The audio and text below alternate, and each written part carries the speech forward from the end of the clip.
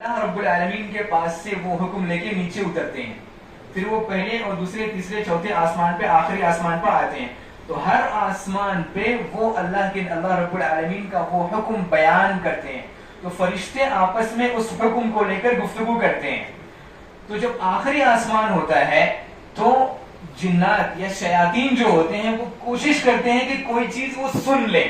اور وہ ایک جملہ سنتے ہیں، اور وہ ایک جملہ اپنی زمین میں دنیا میں جو ان کا ایجنٹ ہوتا ہے، جو کاہن ہوتا ہے یا جو جادوگر ہوتا ہے، وہ اسے وہ ایک جملہ بتا دیتے ہیں، تو پھر وہ کیا کرتا ہے، وہ اس کے اندر 100 جھوٹ ملاتا ہے اس کے اندر۔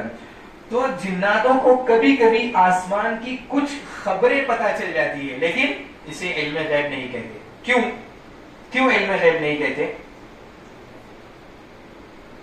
جی فرمائیے۔ اس لیے کہ جب آپ کو کوئی چیز پتہ چل جائے تو وہ آپ کے لیے غیب نہیں ہوئی،